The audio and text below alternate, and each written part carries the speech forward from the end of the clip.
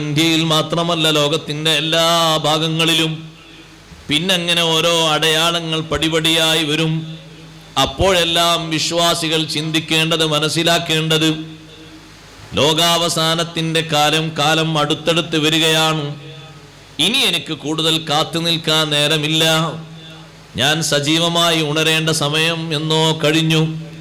അഷ്റഫുൽ ഖൽഖ് മുഹമ്മദുർ റസൂലുള്ളാഹി സ്വല്ലല്ലാഹു അലൈഹി വസല്ലമ തങ്ങൾ ബീവി സൈനബ് റളിയല്ലാഹു അൻഹയുടെ വീട്ടിൽ, അവിടുത്തെ ഭാര്യയായ സൈനബ് റളിയല്ലാഹു അൻഹയുടെ വീട്ടിൽ രാത്രി കിടന്നുറങ്ങുമ്പോൾ പെട്ടെന്ന് ഉണർന്നുകൊണ്ട് തങ്ങൾ പറഞ്ഞു, ലാ ഇലാഹ ഇല്ലല്ലാഹ്. ദിക്ർ ചൊല്ലിയിട്ട് പറഞ്ഞു, വൈലുൽ ലിൽ അറബ് മിൻ ശർറിൻ ഖദ് ഇഖ്തറബ്. അറബികൾക്ക് വലിയ നാശം സംഭവിക്കാൻ പോകുന്നു.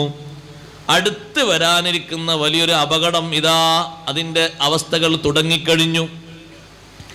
എന്നിട്ട് തങ്ങൾ പറഞ്ഞു, ഫുതിഹൽ യൗമ മിൻ റദ്മി യഅജൂജ വമഅജൂജ മിസ്ലു ഹാദിഹി. അവിടുത്തെ ചൂണ്ടുവിരലും തള്ളവിരലും ഇങ്ങനെ വൃത്താകൃതിയിൽ പിടിച്ച് ഒരു വട്ടത്തിൽ പിടിച്ചിട്ട് തങ്ങൾ പറഞ്ഞു, യഅജൂജ് മഅജൂജിന്റെ ഭിത്തിയിൽ നിന്ന് ഇതുപോലെ ഒരു ഭാഗം ഇന്ന് തുറക്കപ്പെട്ടിരിക്കുന്നു.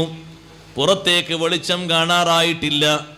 യഅജൂജ് മഅജൂജ് വലിയ നാശകാരികളാണെന്ന് ഖുർആൻ പഠിപ്പിക്കുന്നുണ്ട്.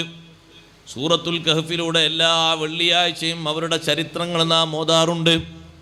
ആ യഅജൂജ് മഅജൂജിന്റെ ഭിത്തിയിൽ നിന്ന്, വലിയ ഉയരമുള്ളൊരു ഭിത്തിയാണ് ദുൽഖർനൈൻ രാജാവ് കെട്ടിക്കൊടുത്തത്. എല്ലാ ദിവസവും അതുപോയി തുരക്കുന്ന പണിയാണ് അവർക്ക്. അതിൽ നിന്നൊരു ചെറിയ ഈ രൂപത്തിലുള്ളൊരു വൃത്തം രൂപപ്പെട്ടിരിക്കുന്നു, തുറക്കപ്പെട്ടിരിക്കുന്നു. അവരിങ്ങോട്ട് വന്നാൽ സംഭവിക്കുന്ന നാശങ്ങൾക്ക് കയ്യും കണക്കുമില്ല. വല്ലാതെ പേടിയോടെ നബി സല്ലല്ലാഹു അലൈഹി വസല്ലം ഈ വിവരം പറഞ്ഞപ്പോൾ ബീവി സൈനബ് റളിയല്ലാഹു അൻഹ ചോദിച്ചൊരു ചോദ്യമുണ്ട്. നമ്മളെല്ലാവരും ശ്രദ്ധിക്കേണ്ട ചോദ്യമാണ്. മഹദി ചോദിച്ചു, അനുഹുലകു വഫീന സ്വാലിഹൂൻ. അല്ലാഹുവിൻ്റെ റസൂലേ, നല്ല നല്ല മനുഷ്യന്മാർ ഞങ്ങളെ കൂട്ടത്തിലുണ്ടായിരിക്കെ, ഒരു തെറ്റും കുറ്റവും ചെയ്യാത്ത അള്ളാഹുവിലേക്ക് കൂടുതൽ അടുപ്പമുള്ള വലിയ വലിയ മഹാന്മാർ ഞങ്ങളെ കൂട്ടത്തിലുണ്ടായിരിക്കെ ഞങ്ങൾക്ക് നാശം സംഭവിക്കുമോ, ഞങ്ങൾക്ക് നാശം വരുമോ എന്നൊരു പ്രധാനപ്പെട്ട ചോദ്യമാണ്. നാട്ടിലൊരുപാട് സ്വാലിഹീങ്ങളുണ്ട്, സ്വാലിഹാത്തുകളുണ്ട്. ഒരു തെറ്റും കുറ്റവും ചെയ്യാതെ സൂക്ഷ്മതയോടെ ജീവിക്കുന്ന നല്ല നല്ല മനുഷ്യന്മാരുണ്ട്. ഒരു പക്ഷേ നമ്മുടെ ദൃഷ്ടിയിൽ അവർ ആരും ആയിരിക്കില്ല, പക്ഷേ അവർ നല്ല തികഞ്ഞവരായിരിക്കും.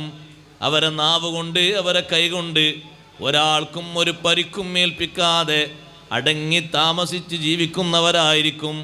അവരെ കൊണ്ട് വ്യക്തിപരമായി സമൂഹത്തിന് കഴിയുന്ന എല്ലാ സഹായങ്ങളും അവർ ചെയ്യും. അതേ സമയത്ത് അവർ ശാന്തരാണ്.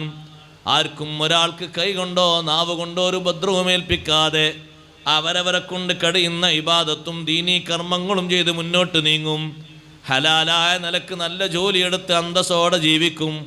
അങ്ങനത്തെ സ്വാലിഹീങ്ങൾ നാട്ടിലുണ്ടായിരിക്കെ നല്ല നല്ല ആലിമീങ്ങൾ നാട്ടിലില്ലേ, മുത്തഅല്ലിമീങ്ങളില്ലേ, ഹാഫിലീങ്ങളില്ലേ, വലിയ മഹത്വമുള്ള സാദാത്തുക്കളില്ലേ? ഇവരൊക്കെ ഉണ്ടായിരിക്കെ ഞങ്ങളിൽ നാശം വരുമോ?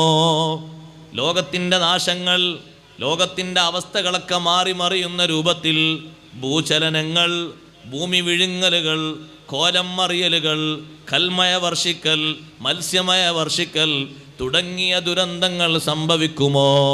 തങ്ങളെ മറുപടി ശ്രദ്ധിക്കണം. നഅം, അതേ സംഭവിക്കും.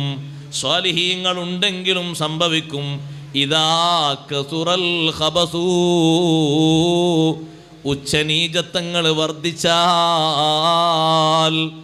അനാവശ്യങ്ങൾ പെറ്റുപെരുകിയാൽ. നേരത്തെ ബഹുമാന്യദേഹം ഇവിടെ ആശംസ അർപ്പിച്ചപ്പോൾ പറഞ്ഞില്ലേ, ഒരു 40% കണക്ക്. അത് നമ്മുടെ സമൂഹത്തിൽ വളരെ പേടിപ്പെടുത്തുന്നൊരു കണക്കാണ്.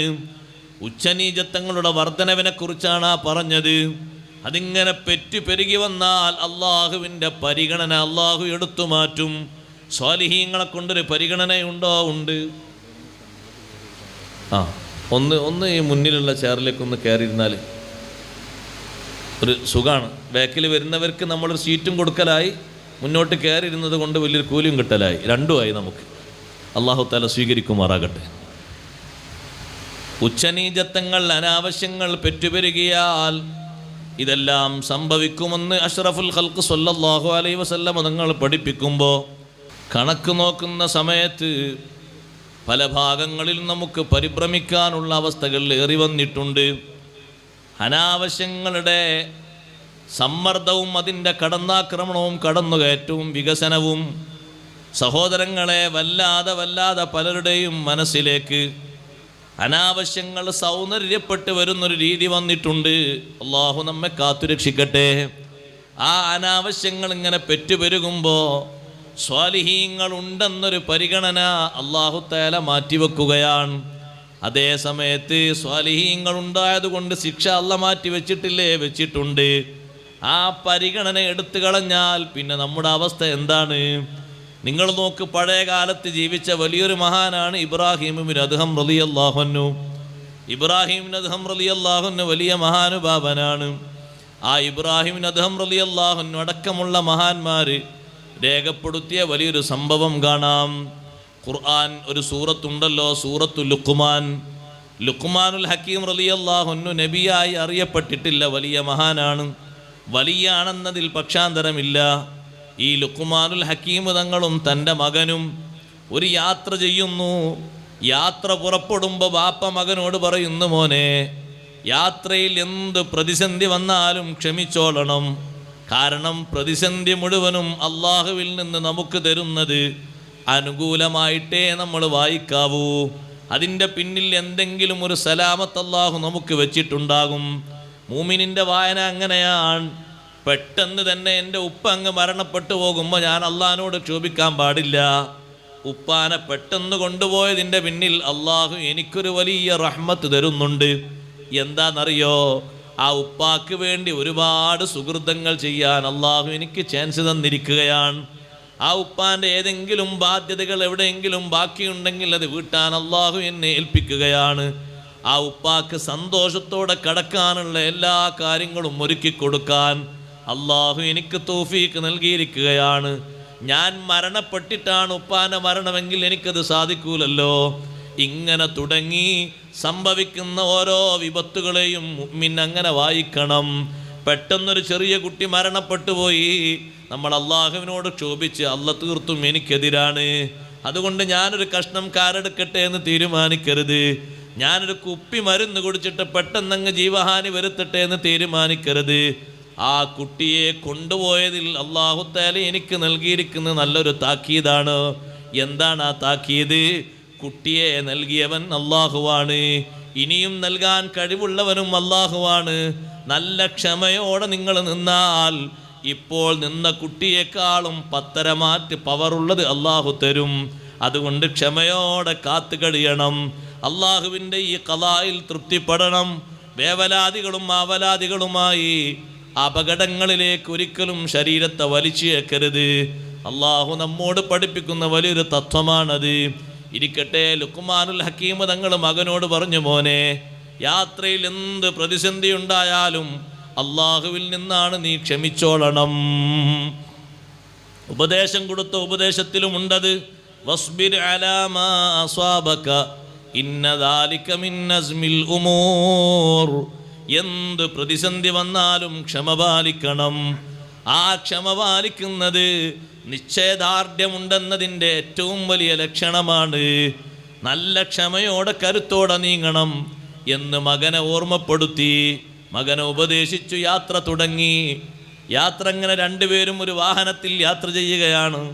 കുറച്ചങ്ങെത്തുന്ന സമയത്ത് മുന്നോട്ട് പോകാൻ കഴിയാതെ കുതിര അവിടെ നിന്നു. മുന്നിൽ മുഴുവനും കാർമേഘം, കറുത്തിരുണ്ട കാർമേഘം. ഒരു കറുത്ത പുക ഇങ്ങനെ മുന്നോട്ട് വരുന്നുണ്ട്. സഹോദരങ്ങളെ, നമ്മൾ കേൾക്കാറില്ലേ, സൗദി അറേബ്യയിൽ പൊടിക്കാറ്റുണ്ടായി, വാഹനങ്ങൾ കൂട്ടിമുട്ടി വരിവരിയായി എത്ര എണ്ണമാ പോയി ഇടിക്കുന്നത്. മുന്നോട്ട് പോകാൻ കഴിയാത്തത് കൊണ്ട് ഒന്ന് നിന്നതാണ്, മറ്റേതതിൻ്റെ പിന്നാലെ വന്നങ്ങ് ഇടിച്ചു. കുറേ ആളുകൾക്ക് അപകടം പറ്റി, പലരും മരിച്ചുപോയി. മുന്നോട്ട് പോകാൻ കണ്ണ് കാണാതെ കുതിര അവിടെ ബ്ലോക്ക് ചെയ്ത് നിന്നു. മകൻ പറഞ്ഞു, വാപ്പാ, യാത്ര ബ്ലോക്കായി പോയി. മോനെ, പേടിക്കരുത്, അള്ളാഹുവിൽ നിന്നുള്ളതാണ്, ക്ഷമിച്ചോളണം. കുറച്ച് കഴിഞ്ഞു അവിടെ ഇങ്ങനെ താമസിക്കുകയാണ്. ഉള്ള ഭക്ഷണം കഴിച്ചു, ഭക്ഷണം തീർന്നു പോയി. ഭക്ഷണം തീർന്നാൽ നമ്മുടെ പണി പാളൂലേ? യാത്രയിലാണ്. പടച്ചവനെ, ഇന്നത്തെ പോലെ ഹോട്ടലൊന്നുമില്ല. എന്ത് ഹോട്ടൽ? മരുഭൂമിയിൽ എന്ത് ഹോട്ടലാ? ഭക്ഷണം തീർന്നു. മകൻ പറഞ്ഞു, ഉപ്പാ ലുക്മാൻ ഹക്കീം തങ്ങളെ വിളിച്ചിട്ട് ഭക്ഷണം തീർന്നു, മോനെ പേടിക്കണ്ട, നല്ലോണം ക്ഷമ ചെയ്യണം. എന്ത് ക്ഷമ വേണതിന്? കുറച്ച് കഴിഞ്ഞപ്പോൾ ആ മകൻ കുതിരപ്പുറത്തുനിന്ന് താഴെ വീണിട്ട് കാല് പൊട്ടിപ്പോയി. കാല് പൊട്ടി നടക്കാൻ കഴിയുന്നില്ല, വേദന കൊണ്ട്. ഉപ്പാ, ഞാൻ കുതിരപ്പുറത്തുനിന്ന് താഴെ എങ്ങനെ വീണതെന്ന് എനിക്കറിയാം. താഴെ ഞാൻ വീണു, അറിയാതെ വീണു പോയതാണ്. പക്ഷെ എൻ്റെ കാല് പൊട്ടിയിട്ട് വേദനിക്കുന്നുണ്ട്. അപ്പോഴും ലുക്മാൻ ഹക്കീം തങ്ങൾ പറയുന്നു, മോനെ വസ്ബിർ അലാ മാ അസാബക്. അങ്ങനെ കഴിയും, അത് വല്ലാത്ത ഈമാനാണത്. ക്ഷമിക്കും മോനെ, ക്ഷമിക്ക്, പരിഹാരം അല്ലാഹു തആല തരും. പടച്ചോൻ, എന്തൊക്കെയാണ് സംഭവിക്കുന്നത്? യാത്ര ബ്ലോക്കായി, ഭക്ഷണം തീർന്നു, മകൻ്റെ കാല് പൊട്ടിപ്പോയി. ഈ അവസ്ഥകളൊക്കെ ഇങ്ങനെ നേരിട്ട് കൊണ്ടിരിക്കുമ്പോൾ കുറച്ച് കഴിഞ്ഞപ്പോൾ ഈ കരിമ്പുക കറുത്ത മേഘം ഇങ്ങനെ പതുക്കെ പതുക്കെ ഇങ്ങനെ നീങ്ങി നീങ്ങി നീങ്ങി പോകുന്നു. ആ മേഘത്തിൻ്റെ ഉള്ളിലൂടെ ഒരു വ്യക്തി ഇങ്ങനെ ദൂരത്തുനിന്ന് അടുത്തേക്ക് വരുന്നത് ലുക്മാനുൽ ഹക്കീം തങ്ങൾ കാണുകയാണ്. അദ്ദേഹം ഒരു കുതിരപ്പുറത്താ വരുന്നത്. കണ്ടിട്ട് നല്ലൊരു പടയാളിയെ പോലെയുണ്ട്. നല്ല തുള്ളുന്ന കുതിരപ്പുറത്ത് ഒരു നല്ലൊരു പടയാളി പുറപ്പെട്ടാൽ എന്തൊരു ധൈര്യത്തോടെ വരുമോ, ധൈര്യത്തോടെ വരുന്നു. അടുത്തെത്താ നേരത്ത് പിന്നെ ആളെ കാണുന്നില്ല. കുതിര അവിടെ നിൽക്കുന്നുണ്ട്, സംസാരവും നടക്കുന്നുണ്ട്. ചോദിക്കുന്നു, എന്നെ അറിയുമോ? നിങ്ങളെ ഞാൻ നേരത്തെ കണ്ടിരുന്നു, ഇപ്പം കാണുന്നില്ല, ശബ്ദം മാത്രമാണല്ലോ കേൾക്കുന്നത്. എന്നെ അറിയില്ലേ? അന ജബ്രായീൽ അലൈഹിസ്സലാം, ഞാൻ ജിബ്രീൽ അലൈഹിസ്സലാമാണ്. എന്തിനാ നിങ്ങളിപ്പം ഇങ്ങോട്ട് വന്നത്? ഞാൻ ഈ നാട് മൊത്തം ശിക്ഷിക്കാൻ വേണ്ടി അള്ളാഹ് ഉത്തരവിട്ടിട്ട് ഇറങ്ങി വന്നതാണ്. അപ്പോഴാണ് നിങ്ങളും മകനും ഇതിലൂടെ യാത്ര ചെയ്യുന്നുണ്ട് എന്നുള്ള വിവരം കിട്ടിയത്. അള്ളാഹു പറഞ്ഞു, തൽക്കാലം അവരങ്ങ് പോയിക്കോട്ടെ, എന്നിട്ട് ശിക്ഷ കൊടുക്കാം. കണ്ട പരിഗണന, കണ്ട നമ്മളാര് പരിഗണിക്കാനാണ്? നമ്മളെയും പരിഗണിക്കും. കാരണം നമ്മൾ മഹാന്മാരെ പേരില്ല ഒരുമിച്ച് കൂടിയത്. അവരെ മഹബത്ത് വെച്ചിട്ട് അവരെ ഉറൂസിലാണ് ഒരുമിച്ച് കൂടിയത്. അള്ളാഹു നമുക്ക് സ്വീകാര്യത നൽകട്ടെ. ആ മഹാന്മാരെ ബർക്കത്തുകൊണ്ട് അള്ളാഹു നമ്മുടെ സദസ്സ് കബൂലാക്കട്ടെ. നമ്മുടെ ഇരുത്തവും പറച്ചിലും ഒക്കെ അള്ളാഹു സ്വീകരിക്കട്ടെ. സഹോദരങ്ങളെ, അവരെ ഹുബ്ബ് വെക്കുന്നുണ്ടല്ലോ, അത് വെറുതെ ആകൂല. ആ മഹബത്ത് യഥാർത്ഥത്തിൽ നമ്മളെ കൽബിൽ അങ്ങോട്ട് പിടിച്ചു കഴിഞ്ഞാൽ, ആത്മീയമായ വശം നമ്മുടെ കൽബിനെ സ്വാധീനിച്ചു കഴിഞ്ഞാൽ, പിന്നെ നമ്മുടെ കൽബ് തുറക്കുകയാണ്, നന്മയിലേക്ക് ഇങ്ങനെ തുറന്നു കിട്ടും. അതിനാ ഹുബ്ബൊന്ന് നമ്മുടെ കൽബിൽ അല്ലാഹു തആല ഇറക്കി വെച്ച് തരട്ടെ. അത് നല്ലോണം അട്ടി ഉറപ്പിച്ച് നമ്മുടെ കൽബിൽ രൂഢമൂലമായി കഴിഞ്ഞാൽ പിന്നെ ഭൗതികമായ വാസനകളിലേക്കോ ഭൗതികമായ താല്പര്യങ്ങളുടെ സൗന്ദര്യങ്ങളിലേക്കോ അനാവശ്യങ്ങൾ ഒന്നിലേക്കോ നമ്മുടെ മനസ്സ് പോകാതെ ആ മഹാന്മാരുമായുള്ള ആത്മീയ കണക്ഷനിൽ അങ്ങ് ഉറച്ചു നിൽക്കും. പിന്നെ കാണുന്നതൊക്കെ ചേറുംപാറുമായിട്ട് അങ്ങ് തള്ളിപ്പോകും. പിന്നെ അതിനൊന്നും വിലയുണ്ടാകൂല, അതിനൊന്നും നന്മയുണ്ടാകൂല, പിന്നെ അതൊന്നും സൗന്ദര്യപ്പെട്ട രീതിയിൽ കൽബിലേക്ക് വരൂല. പക്ഷേ ഉള്ള കൽബ് തുറന്നു കിട്ടണം. അള്ളാഹു നമുക്ക് തുറന്നു തരുമാറാകട്ടെ. അതിന് ചെറിയ 1-2 വിഷയങ്ങൾ മാത്രം സമയപരിമിതി മൂലം ഞാൻ സൂചിപ്പിക്കും. ആമുഖമായി പറഞ്ഞ വിഷയം മറക്കരുത്. സ്വാലിഹീങ്ങൾക്ക് വലിയ പരിഗണനയുണ്ട്. അവരെ പരിഗണിച്ചിട്ടാണ് ജിബ്രീൽ അലൈഹിസ്സലാമിനെ വിട്ടിട്ട് ആ നാട് ശിക്ഷിക്കാൻ ഉത്തരവിട്ട ഉത്തരവ് അല്പനേരത്തേക്കൊന്ന് അല്ലാഹു മാറ്റിവെച്ചത്. എന്തൊരു പരിഗണനയാണ് സ്വാലിഹീങ്ങൾക്ക്! കാരണം സ്വാലിഹീങ്ങളുടെ ഏറ്റവും വലിയ സഹായി അല്ലാഹുവാണ്. വഹുവ യതവല്ല സ്വാലിഹീൻ. സ്വാലിഹീങ്ങളുടെ സംരക്ഷണം ഏറ്റെടുക്കുന്നവൻ അല്ലാഹുവാണ്. അവരെ സഹായിക്കുന്നത് അല്ലാഹുവാണ്. ഡയറക്റ്റ് സഹായമാണ്. ആ സഹായത്തിൻ്റെ ഡയറക്റ്റ് വശമാണ് നമ്മൾ മനസ്സിലാക്കിയത്. ലുക്മാനുൽ ഹക്കീം തങ്ങളും മകനും പോകുന്ന സമയത്ത് ഈ കറുത്ത കരിമ്പുക മുഴുവനും അങ്ങോട്ട് മാറ്റിയിട്ട് വടി സൗകര്യം തുറന്നു കൊടുക്കുന്നു. ജിബ്രീൽ അലൈഹിസ്സലാം പറഞ്ഞു, നിങ്ങളെ ഈ നാട് ശിക്ഷിക്കാൻ വേണ്ടി ഉത്തരവിട്ട് വന്നതാണ്, പക്ഷേ നിങ്ങളും മകനും യാത്ര ചെയ്യുന്നുണ്ട് എന്ന കാരണത്താൽ അള്ളാഹു നിങ്ങളങ്ങ് പോയിക്കോട്ടെ, എന്നിട്ട് ശേഷം മതി എന്ന് തീരുമാനിച്ചു. നിങ്ങളെ പരിഗണിച്ചതാണ്. കുറച്ച് കഴിഞ്ഞപ്പോൾ മകൻ്റെ കാലിനാരോ തട്ടിയതുപോലെ തോന്നി. മകൻ പറഞ്ഞു, ബാപ്പാ എൻ്റെ കാലിനാരോ തടവിയതുപോലെ എനിക്ക് തോന്നി. ആരാ തടവിയത്? ജിബ്രീൽ അലൈഹിസ്സലാം ചിറക് കൊണ്ടൊന്ന് തടവിയതാണ്. മകനതാ എണീറ്റ് നടക്കുന്നു. എണീറ്റ് നിൽക്കാൻ പോലും കഴിയുന്നില്ല, കാല് പൊട്ടിപ്പോയതാണ്. ഇപ്പൊ സ്വന്തമായി നടക്കുന്നു. പിന്നെ അവർ നോക്കുമ്പോൾ ഭക്ഷണപാത്രത്തിൽ നിറയെ ഭക്ഷ്യവസ്തുക്കളുണ്ട്. ഇപ്പൊ നിങ്ങൾ കണ്ടോ നേരത്തെ ക്ഷമിക്കാൻ പറഞ്ഞതിൻ്റെ പൊരുള്. ഇതൊക്കെ പറഞ്ഞപ്പോൾ മകനോട് വാപ്പ പറഞ്ഞു, മോനെ ഇതിനാ നേരത്തെ ഞാൻ പറഞ്ഞത്, വസ്ബിർ അലാ മാ അസ്വാബക്, എന്ത് വിപത്ത് വന്നാലും ക്ഷമിച്ചോളണം, അതിന് ഫലം അല്ലാഹു തആല തരും. എത്ര പെട്ടെന്ന് അല്ലാഹു ഫലം കൊടുത്തത് ക്ഷമിച്ചതിന്. ഒരു പരാതിയും ഒരു വെപ്രാളം ഉണ്ടായില്ല. നല്ലോണം ക്ഷമിച്ചപ്പോൾ അല്ലാഹു തആല കൊടുത്തു ഇഷ്ടം പോലെ. അങ്ങനെ നല്ലോണം ക്ഷമിച്ച് ആരാധനയും മറ്റൊന്നും മാറാതെ റൂട്ടിലൂടെ അങ്ങനെ നടക്കുമ്പോൾ അല്ലാഹു തആല കനിഞ്ഞേകും. അതിന് മഹാന്മാരുടെ വഴി നമ്മൾ സ്വീകരിക്കണം. അല്ലാഹു നമ്മളെ സഹായിക്കുമാറാകട്ടെ.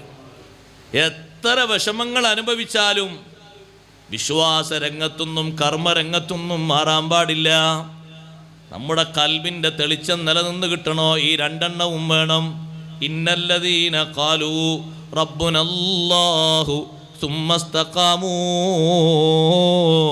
വിശ്വാസം ശരിക്കുറപ്പിച്ച മഹാന്മാർ.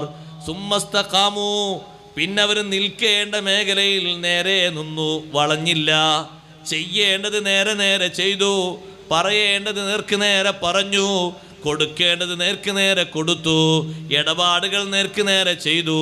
സുമ്മസ്തഖാമു, ആ വാക്കിൽ പെടാത്തതൊന്നുമില്ല. അഷ്റഫുൽ ഖൽഖ് മുഹമ്മദുർ റസൂലുള്ളാഹി സ്വല്ലല്ലാഹു അലൈഹി വസല്ലം തങ്ങളുടെ തലയിൽ രോമങ്ങൾക്ക് നര ബാധിച്ചത് സൂറത്ത് ഹൂദിലെ ആയത്ത് കൊണ്ടാണെന്ന് തങ്ങൾ പറഞ്ഞിട്ടുണ്ട്. ശയ്യബത്തിനീ ഹൂദ്, ഹൂദ് സൂറത്താണ് എന്നെ നരപ്പിച്ചത്. എന്താണ് ഹൂദ് സൂറത്തിലുള്ള കൽപ്പന? വസ്തഖിം കമാ ഉമിർത വമൻ താബ മഅക വലാ തത്ഗൗ. വസ്തഖിം കമാ ഉമിർത, കൽപ്പിക്കപ്പെട്ടതുപോലെ നേരെ നടക്കണം. ഒരിഞ്ച് വളയാൻ പാടില്ല, ഒരിഞ്ച് തെറ്റാൻ പാടില്ല. എങ്ങനെയാണോ കൽപ്പിക്കപ്പെട്ടത് അങ്ങനെ തന്നെ സ്വീകരിക്കണം. ഓ നബിയെ, അള്ളാഹു കൽപ്പിച്ചു തന്ന ഉത്തരവുകളില്ലേ, ആ ഉത്തരവുകൾ അങ്ങനെ തന്നെ ഏറ്റെടുക്കണം. എന്തൊരു വലിയ കൽപ്പനയാണത്. വസ്തഖിം കമാ ഉമിർത. നമ്മളോട് ബാപ്പൊരു കാര്യം കൽപ്പിച്ചാൽ നമ്മൾ ചിന്തിക്കും, ബാപ്പ അങ്ങനെ പറഞ്ഞെങ്കിലും ഇങ്ങനെയൊക്കെ ചെയ്യാ. ആ പറഞ്ഞതിൻ്റെ ഉദ്ദേശം ഇങ്ങനെയാണ്. ഉസ്താദ് ഒരു കാര്യം പറഞ്ഞാൽ ഉസ്താദ് അങ്ങനെ പറഞ്ഞു എന്നുള്ള ആവശ്യം എങ്ങനെയൊക്കെ ചെയ്യാ. നമ്മൾ അങ്ങോട്ടും ഇങ്ങോട്ടും ചെറിയൊരു ചാച്ചുകെട്ടലും വളച്ചുകെട്ടലൊക്കെ വരും. അല്ലാഹു തആല കൽപ്പിക്കുന്നു, പറ്റൂല. വസ്തഖിം കമാ ഉമിർത, കൽപ്പിക്കപ്പെട്ടതുപോലെ നിന്നോളണം. എവിടെയാണോ തങ്ങളോട് നിൽക്കാൻ പറഞ്ഞത് അവിടെ നിൽക്കണം. എവിടെയാണോ ഇരിക്കാൻ പറഞ്ഞത് അവിടെ ഇരിക്കണം. ആരെ കൂടെയാണോ ഇരിക്കാൻ പറഞ്ഞത് അവരിൽ നിന്ന് മാറാൻ പാടില്ല. കണ്ടില്ലേ നബി സല്ലല്ലാഹു അലൈഹി വസല്ലം തങ്ങളെ മനസ്സിലുള്ള വല്ലാത്ത മോഹം. ഖുറൈശി കുബേരന്മാരും കുചേരന്മാരും വലിയ സമ്പന്ന വിഭാഗം മദീനത്ത് വന്നു. മക്കയിൽ നിന്നൊരു വിഭാഗം പ്രമാണിമാര് നബി തങ്ങളോടൊന്ന് ചർച്ച ചെയ്യാൻ, ഇസ്ലാമിനെ പറ്റി ഒന്ന് സംസാരിക്കാൻ തങ്ങളെ മനസ്സിൽ ഉത്കടമായ മോഹം വന്നു. അവർക്കല്ല ഈമാൻ കൊടുത്താൽ അവരെ ഗോത്രങ്ങൾ മുഴുവനും ഇസ്ലാമിലേക്ക് വരുമല്ലോ. ആരൊരാൾക്കും ഹിദായത്താണ് തങ്ങൾ ഉദ്ദേശിക്കുന്നത്. പടച്ചോനെ, അവരൊക്കെ വലിയ വലിയ കുടുംബ തലവന്മാരാണ്. അവരോടൊന്ന് ചർച്ച ചെയ്താൽ അവർ വന്നാൽ കുടുംബം വരും, ആ ഗോത്രം വരും. അതുകൊണ്ട് വലിയ സലാമത്ത് ഭൂമിയിലും ആകാശത്തിലും ഒക്കെ ലഭിക്കും. അവരും രക്ഷപ്പെടും, നരകത്ത് പോകാതെ രക്ഷപ്പെടും. തങ്ങളെ മനസ്സിൽ ഇങ്ങനെ ഒരു ആഗ്രഹം, അവരോടൊന്ന് ചർച്ച ചെയ്താലോ. പക്ഷെ ആ വന്ന പ്രമാണിമാർ പറഞ്ഞു, ഈ സാധുക്കളെ കൂടെ ചർച്ചയ്ക്ക് ഞങ്ങളില്ല. ഏത് സാധുക്കൾ? അസ്ഹാബു സുഫത്തിനെ പറ്റിയാ പറഞ്ഞത്. മദീനത്തെ തിണ്ണയിലിരിക്കുന്ന മുതഅല്ലിമീങ്ങൾ, സ്വഹാബിമാർ 70 മുതൽ 700 വരെ ആളുകൾ ആ തിണ്ണയിലിരുന്ന് ഓതിയിട്ടുണ്ട്. ഇന്നും ആ തിണ്ണ മദീന പള്ളിയിൽ ഹുജ്റത്തു ഷരീഫയുടെ പിറകുവശത്തുണ്ട്. അവിടെ ഇരിക്കാനും കിതാബുകൾ ഓതാനും അല്ലാഹു തൗഫീഖ് നൽകട്ടെ. എല്ലാ കിതാബുകളും ഓതുന്നവരെ ഞാൻ അവിടെ കണ്ടിട്ടുണ്ട്. വലിയ ബറക്കത്തിനാണ് കിതാബുമായി വന്നവിടെ ഓതുന്നത്. കാരണം വിജ്ഞാനം ലോകത്ത് വിതരണം ചെയ്ത അറിവിൻ്റെ സമ്രാട്ടുകളായ സ്വഹാബ, ഇൽമിൻ്റെ ആദ്യാക്ഷരം കുറിച്ചതും പകർന്നതും വഹയി കേട്ടതും വ്യാഖ്യാനം പഠിച്ചതും ആ തിണ്ണയിലിരുന്നിട്ടാണ്. അവിടെ ഒന്ന് ഇരുന്നാൽ തന്നെ വലിയ ബറക്കത്താണ്. അവിടെ ഇരുന്ന് കുറേ മഹാന്മാർ കിതാബ് എഴുതി പൂർത്തീകരിച്ചിട്ടുണ്ട്, കിതാബ് ക്ലിയർ ആക്കിയിട്ടുണ്ട്. വലിയ പണ്ഡിതനായ ഇമാം ബുഖാരി റളിയല്ലാഹു അൻഹു സ്വഹീഹുൽ ബുഖാരി മുഴുവനും എഡിറ്റ് ചെയ്തത് ആ തിണ്ണയിലിരുന്നിട്ടാണ്. അതുകൊണ്ട് ഇവർ പറയുന്നു, ഈ ഇരിക്കുന്ന ആൾക്കാരെ കൂടെ ഞങ്ങൾ ചർച്ചയ്ക്കില്ല. എന്തേ കാരണം? ഇരിക്കുന്നവർ ഇവരെ വല്ലതും ചെയ്തിട്ടുണ്ടോ? ഇല്ല. ഇരിക്കുന്നവർക്ക് മുഴുവനായി വസ്ത്രങ്ങളില്ല, അവർ പാവങ്ങളാണ്. അരയുടുപ്പാണ് അധിക പേരും ധരിച്ചിരിക്കുന്നത്, ഒരു തുണി മാത്രം. ചിലർക്കൊരു തുണിയും ഒരു ഷാളുമുണ്ട് മേൽഭാഗം മറക്കാൻ, ചിലർക്കോ ആകെയുള്ളത് ഒരു തുണിയാണ്, അതിങ്ങനെ മേലോട്ട് കെട്ടിയെടുത്തിട്ടുണ്ട്. റുക്കൂയിലും മറ്റൊക്കെ പോകുന്നതിന് മുമ്പ് പതുക്കെ അവർ കൈകൊണ്ടിങ്ങനെ തുണി പിടിക്കും, അഥവാ വെളിവായിട്ട് ഔറത്ത് കാണാതിരിക്കാൻ വേണ്ടി. ഇത്തരത്തിൽ അരയും മുക്കാലുമായി വസ്ത്രം ധരിച്ച ആളുകളുടെ കൂടെ ചർച്ചയ്ക്ക് ഞങ്ങളില്ല. അപ്പോഴും തങ്ങളെ മനസ്സിൽ തോന്നി, ഒന്ന് സെപ്പറേറ്റ് ചർച്ച നടത്തിയാലും ഇവരൊന്ന് വന്നു കിട്ടിയാൽ അൽഹംദുലില്ലാ, ഈമാനല്ലേ, അവരെ കുടുംബവും വരൂലേ. വല്ലാത്ത ഒരു താല്പര്യം തങ്ങൾക്ക് തോന്നിയപ്പോൾ അള്ളാഹു പറഞ്ഞു, പറ്റില്ല. വസ്ബിർ നഫ്സക മഅല്ലദീന യദ്ഊന റബ്ബഹും ബിൽ ഗദാതി വൽ അശിയ്യി യുരീദൂന വജ്ഹഹു വലാ തഅദു ഐനാക അൻഹും തുരീദു സീനത്തൽ ഹയാത്തിദ് ദുനിയാ. ഓ നബിയേ, 24 മണിക്കൂറും അള്ളാഹുവിൻ്റെ പൊരുത്തം മാത്രം ലക്ഷ്യം വെച്ച് അള്ളാഹുവിൻ്റെ പ്രീതിക്ക് മാത്രം വേണ്ടി അടങ്ങി ഒതുങ്ങിക്കൂടുന്ന മഹാന്മാരില്ലേ, അവരോട് കൂടെ അങ്ങ് ഇരുന്നോളണം, അവരോടുകൂടെ തങ്ങളെ ശരീരത്തെ പിടിച്ചിരുത്തണം. വസ്ബിർ നഫ്സക, അങ്ങോട്ട് പോകരുത്. ആ പ്രമാണിമാരെ ചർച്ചയ്ക്ക് വേണമെങ്കിൽ ഇവിടെ ഇരുന്നോട്ടെ, വേണ്ടെങ്കിൽ അവരങ്ങ് പോയിക്കോട്ടെ. എത്രത്തോളം അള്ളാഹു പറഞ്ഞു, ഇത് പറഞ്ഞാൽ തന്നെ ആ ആശയം കിട്ടും. പക്ഷേ അത് വേറെ തന്നെ അള്ളാഹു പറഞ്ഞു, വലാ തഅദു ഐനാക അൻഹും, ഈ നല്ല മഹാന്മാരെയും വിട്ട് തങ്ങളെ കണ്ണങ്ങോട്ട് തെറ്റിപ്പോകരുത്. തുരീദു സീനത്തൽ ഹയാത്തിദ് ദുനിയാ, ഭൗതിക ജീവിതത്തിൻ്റെ പ്രൗഢിയും അതിൻ്റെ അലങ്കാരവും ഉദ്ദേശിച്ചുകൊണ്ട് ആ പ്രമാണിമാരിലേക്ക് കണ്ണും നട്ട് ഈ സാധുക്കളിൽ നിന്ന് തങ്ങൾ എണീറ്റ് പോകരുത്, അവിടെ ഇരിക്കണം. ആ ആയത്തിറങ്ങിയപ്പോൾ തങ്ങൾ വല്ലാതെ സന്തോഷിച്ചു. കൂടെ ഇരിക്കാൻ എൻ്റെ ഉമ്മത്തിൽ നിന്നൊരു വിഭാഗത്തെ അല്ലാഹു ചൂണ്ടിക്കാണിച്ചു തന്നല്ലോ. ഇത്ര വലിയ മഹാന്മാരാരാ? ആരെ കൂടെ ഇരിക്കാനാണ് ഹബീബ് സല്ലല്ലാഹു അലൈഹി വസല്ലമയോട് പറഞ്ഞത്? ആ തിണ്ണയിലിരുന്ന് ഇൽമു സ്വീകരിക്കുന്ന വലിയ വലിയ മഹാന്മാരായ മുഹാജിറുകൾ, അൻസാറുകൾ, അവരെ കൂടെ ഇരിക്കാൻ, അവരെ കൂടെ ക്ഷമിച്ചിരിക്കാൻ. അതാണ് നിർദ്ദേശം. മാറിപ്പോകരുത്, തെറ്റിപ്പോകരുത് എന്ന്. ഇനി അവിടുന്ന് അങ്ങോട്ട് ഏതെങ്കിലും സമയത്ത് മാറ്റണ്ടോ? മാറ്റല്ല. ഇനി എത്ര ആൾ ചർച്ചയ്ക്ക് വന്നാലും കൂടെ ഇരുന്നോളൂ, സംസാരിച്ചോളൂ. സ്പെഷ്യലായിട്ടൊരു ചർച്ചയ്ക്ക് വരില്ല. അവരെന്ത് തന്നെ കൊണ്ടുവന്ന് കൊടുത്താലും സ്വീകരിക്കൂല. അങ്ങനെ കൽപ്പിക്കപ്പെട്ടത് എങ്ങനെയാണോ അങ്ങനെ തന്നെ നിന്നോളണം. അതാണ് സുമ്മസ്തഖാമൂ. മഹാന്മാരായ ആളുകൾ കൽപ്പിക്കപ്പെട്ട രീതിയിൽ അടിയുറച്ചു നിന്നു. കർമ്മരംഗത്തവർക്ക് മാറ്റമില്ല. എത്ര പ്രതിസന്ധികൾ വന്നാലും, എത്ര വിഷമങ്ങൾ വന്നാലും, എത്ര അസന്നിഗ്ധ ഘട്ടങ്ങൾ വന്നാലും അള്ളാഹു ചെയ്യാൻ പറഞ്ഞ കാര്യങ്ങളിൽ ലവലേശം വിട്ടുവീഴ്ചയ്ക്ക് തയ്യാറില്ലാതെ നല്ല ഉറപ്പോടുകൂടെ അങ്ങ് ജീവിച്ചപ്പോൾ ഫലാ ഖൗഫുൻ അലൈഹിം വലാഹും യഹ്സനൂൻ. ദുനിയാവിൽ അവർക്കൊരു പേടിയില്ല, ഒരാളെയും പേടിയില്ല, ഒരു ജീവിയെയും പേടിയില്ല, ഒരു രോഗത്തെയും പേടിയില്ല, ഒന്നിനെയും പേടിയില്ല. കാട്ടിലെ സിംഹം വരെ വന്നാലും പോണമെന്ന് പറഞ്ഞാൽ സിംഹം അങ്ങ് പോകും. പുലി ഇറങ്ങിയെന്ന് കേട്ടാൽ നമ്മളാരോ പുറത്തിറങ്ങുമോ?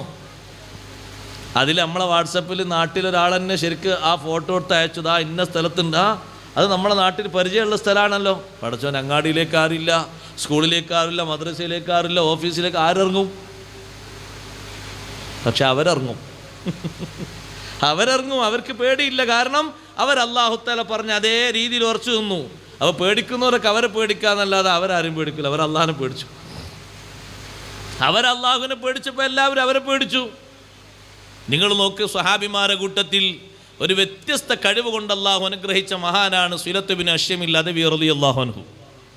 ആ മഹാനുഭാവന് ഒരു പ്രത്യേക കഴിവുണ്ട്. നമുക്കാർക്കും ആ കഴിവ് കിട്ടുമെന്ന് നമ്മൾ വിചാരിക്കണ്ട.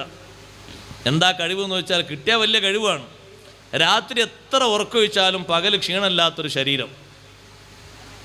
കാണോ, പകലിങ്ങനെ എന്താ ഇന്നലെ രാത്രി ഉറക്കൊഴിച്ചാൽ ഇന്നലെ രാത്രി പരിപാടി ആയിട്ട് സ്റ്റേജും മറ്റോ കെട്ടാണ്ടായിരുന്നു.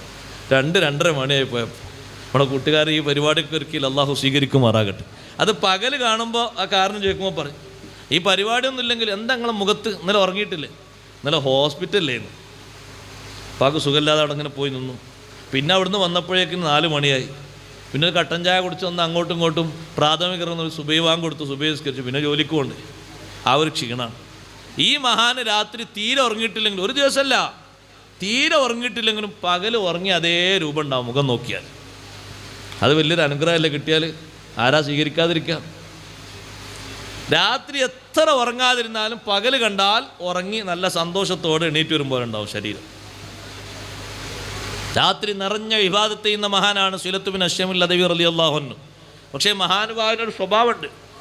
രാത്രി നിസ്കരിക്കുന്ന നിസ്കാരവും പ്രാർത്ഥിക്കുന്ന പ്രാർത്ഥനയും യാത്രയിലാണെങ്കിൽ യാത്രക്കാരൊക്കെ ടെൻറ്റിൻ്റെ ഉള്ളിൽ ഉറങ്ങിയാൽ മഹാനവറുകൾ പതുക്കെ കുറ്റിക്കാട്ടിലേക്ക് പോകും. ആരും ശല്യപ്പെടുത്തണ്ട, പിന്നെ അവിടെ ആർക്കും ഒച്ചപ്പാടില്ലല്ലോ. കുറ്റിക്കാട്ടിൽ ഒരു ഭാഗത്തുനിന്ന് ഇങ്ങനെ റെഡിയാക്കി അവിടേക്ക് ഒരു മുസല്ല വിരിച്ച് അവിടെ അങ്ങ് നിസ്കരിക്കും. പള്ളിക്കാട്ടിലേക്ക് പോകാൻ തന്നെ നമുക്ക് പേടിയാണ്, പിന്നല്ലേ കുറ്റിക്കാട്ടിലേക്ക് പോകുന്നത്. രാത്രി ഒന്ന് ഖബർസ്ഥാനിൽ പോയി വാപ്പാനെന്ന് ചേർത്ത് പകൽ പോകാം, വാപ്പ പകലുണ്ടാവും രാത്രി ഉണ്ടാവും, പകൽ പോകാമെന്ന് പറയും. പള്ളിക്കാട്ടിലുള്ള മഖബറയുള്ള ആൾക്കാരൊന്നും ചെയ്യില്ല, അവരെന്തോ ചെയ്യുമോ? പക്ഷേ നമ്മളെ പേടി സമ്മതിക്കണ്ടേ? നമ്മൾക്ക് തോന്നുകയാണ് അവിടെ എന്തെങ്കിലുമൊക്കെ സംഭവം ഉണ്ടെങ്കിലോ, അത് വന്ന് കൂടിയാലോ. എന്ത് കൂടുന്നേ? ഒന്നും കൂടില്ല. പക്ഷെ നമ്മളെ പേടിയാ, പേടിൻ്റെ ഊക്ക. ചിലരാ പരിസരത്ത് കൂടെ പോകുമ്പോൾ അവിടെ നോക്കുന്നല്ല, നേരെ പോവുകയാ. അവർ വല്ലാത്ത പേടിയുള്ള മഹാന്മാരാണ്.